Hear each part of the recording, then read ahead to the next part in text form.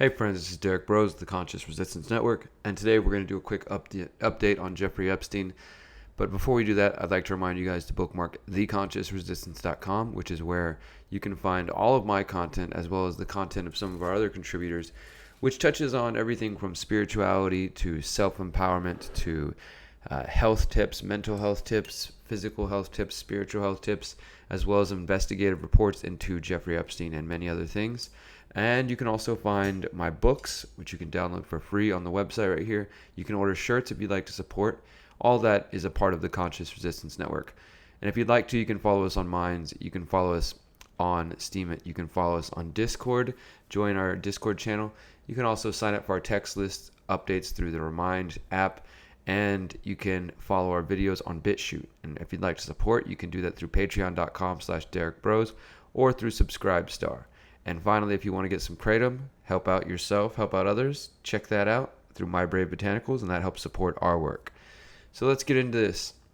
Last week, I covered this story asking, will the courts redact the Epstein files? And this is related to developments in the attempt to release all files related to Jeffrey Epstein and Ghislaine Maxwell, the madam who's been helping Jeffrey Epstein for decades now, who so far has, escaped unscathed in this whole thing, and really it hasn't become, other than a few articles here and there, hasn't become the focal point for this entire investigation, at least as far as we know publicly, right? Behind the scenes, maybe there is a real investigation going on, but up to this point, it would seem not. And what I covered in the last, this video here is that while that trial is going on, or that lawsuit is going on, and this is separate from the direct charges against Epstein. This is again Virginia Giuffre, Virginia Roberts, one of Epstein's victims, is filing suit against Maxwell to try to essentially prove her name and say that, look, Maxwell is accusing me of being a liar. Well, let's release all the documents and let's get it out released to the public. Then you also got Alan Dershowitz and other people saying, yes, we should release all these, which I think is honestly a ploy by Dershowitz, because Dershowitz does seem to be implicated in this. And he's saying, oh, I want them all released because this will exonerate me. But at the same time, as I talked about in the last video, you have some John Doe filing, a friend of the court, filing, basically saying, please don't release this because it could damage my life as well as other people's lives. So somebody is fighting this release of these files. Maxwell and I'd say Dershowitz or some John Doe. So that's what was going on in one case. And then another case that I mentioned in this one that we were waiting for, and now we have the conclusions for, is the case involving Judge Kenneth Mara, who back in February, he said that the non-prosecution agreement that Jeffrey Epstein received, the sweetheart deal, had violated the law. So we already knew that he said that, but we've been waiting to find out, what does that mean? Does that mean he's going to invalidate the whole agreement and leave Epstein's estate and people like Maxwell and other co-conspirators who were not pursued open up for prosecution? Well, he has decided not to do that as of 2 days ago, Federal judge denies relief for Epstein's victims in Florida legal battle. Two women who say they were victims of Jeffrey Epstein's underage sex ring lost a decade-long battle in Florida federal court when a judge shut down their demand to punish prosecutors for keeping them in the dark about the wealthy money manager's favorable plea deal. Judge Kenneth Mara denied nearly every request for relief filed by two women who say they were lured to Epstein's Palm Beach mansion for sexual favors. The women sued the Department of Justice for concealing the details of Epstein's plea deal with them during the negotiations with his high-priced lawyer in 2007. Again, this was during the time of the sweetheart deal. Under that deal, Epstein avoided federal prosecution and pleaded guilty to a state charge of soliciting child prostitution.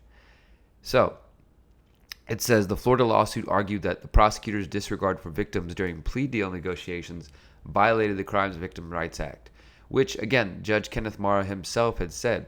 In February, Mara wrote that prosecutors violated the act and that the government, quote, spent untold hours negotiating the terms and implications of the non-prosecution agreement with Epstein's attorney, while scant information was shared with victims. However, in his opinion handed down on Monday, he noted that the act specifically bars actions from monetary damages against the government even when prosecutors trample on victims' rights. So the Crimes Victim Rights Act doesn't sound like it has much power anyways. Specifically bars actions for monetary damages against the government even when prosecutors trample on victims' rights. So even though they trampled on their rights and they lied to them, the Crimes Victim Rights Act, which we were looking to or they were hoping to use for some kind of justice, already seems to have a mechanism built in that won't even protect the victims. The Crimes Victim Rights Act reads, "Nothing in this chapter shall be construed to authorize a cause for action for damages." As for the plaintiff's request to toss out the plea deal, Mara found that Epstein's death in August rendered the matter moot. Now, excuse me.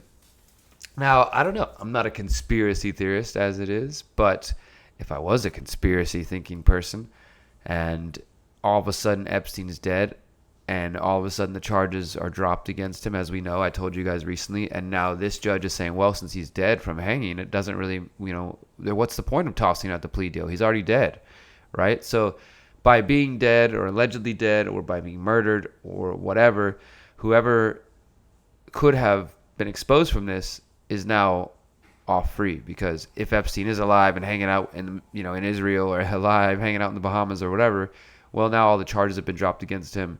They decided not to toss out the plea deal, so in case he was ever found to be alive, like maybe something would happen. But for the most part, my point is that all the people who could have been exposed from this are now probably sitting pretty happy because the case against Epstein is dropped, and this judge decided not to overturn the agreement, which would have exposed not only a deceased Epstein, but any of his unnamed co-conspirators up to potential legal action and maybe even jail time. That is now not going to happen. So it says New York federal prosecutors brought those charges in July, and of course they dropped the charges after his death. 2 Florida plaintiffs argued that the plea deal should still be torn up as it contained provisions that shielded Epstein's alleged co-conspirators. Again, Mara had some sympathetic words, but declined to honor the victim's requests. The question of the validity of the non-prosecution provisions as they relate to the alleged co-conspirators will have to be litigated with their participation if any prosecution against them is ever brought. Any decision by this court on that question is meaningless without their participation. So essentially saying, like, look, if they decide to pursue further legal action, then those things will be debated and discussed in those courts. But for this moment, he's saying he can't do anything about it. And for those who are interested, the actual court order is right there. You can read his order yourself and read the full statements from him. Mara appeared unswayed by the victim's arguments that the alleged co-conspirators had 10 years in which they could have intervened in the lawsuit but never stepped in to protect their rights under the non-prosecution agreement. He says, despite petitioners having demonstrated that the government violated their rights under the Crimes Victims Rights Act, in the end, they are not receiving much, if any, of the relief they sought. They may take solace, however, in the fact that this litigation has brought national attention to the Crimes Victim Rights Act and the importance of victims in the criminal justice systems. And the rulings which were rendered during the course of this litigation likely played some role, however small it may seem, and may have been, in the initiation of criminal charges against Epstein. The plaintiff's attorneys insisted that this is not the end and that it was not in vain. Bradley Edwards, the attorney that I interviewed, said, "Of course, this is not the ending we had hoped for, but the enormous progression of victims' rights through this case will ensure that violations like this will never happen again. For that, the fight was worth it." As part of the litigation, the Department of Justice pledged to retrain its staff in the Southern District of Florida on victims' rights. Oh, so they're going to have a new staff meeting, and Acosta was forced to resign, and, just small things happen. Acosta resigned. Some people down in Florida are going to get a new training class, but the charges against Josiane Maxwell seem to be going nowhere, and unless these sealed files reveal something new that's worth pursuing, it looks like she's going to get away free and go on with the rest of her life, while Epstein is allegedly dead or something else. So that's it. It seems like the case against Epstein is coming to a close, and I think it's at this point now that I'm going to start working on bringing down Jeffrey Epstein too. I already am working on a 5G documentary, by the way, everyone. Thank you so much for supporting. But we will be working on a bringing down Jeffrey Epstein documentary, and the only way I'm able to do this type of work is if you guys support me. We just launched the Support the Future of the Conscious Resistance #2 crowdfunding campaign, and I'm going to be doing this maybe monthly, bi-monthly, and my goal is $2,000 this time.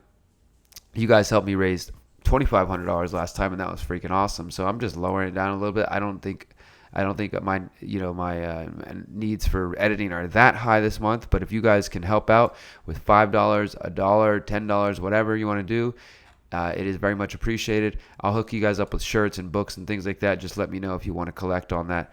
And we'll be running this till the end of the month. So you got 12 days if you want to contribute to help me keep doing this. And as I've told you guys recently, I'm completely dependent on you guys now. I can't keep doing this anymore. There are no more writing gigs from any independent alt media sites because they're just being censored so hard through social media. They're not reaching anybody. They can't pay anybody. So I've lost all my writing gigs, and now I'm focused on just reporting for you guys and releasing documentaries. So the first one will be 5G. The second one will be a new Jeffrey Epstein documentary, catching us up with all of the things that have happened since his arrest and since his death, and to a nice, neat package that you can share with your friends and family, and hopefully wake up more people. So yeah, if you want to give anything, please consider doing that. The link is in the description below the video.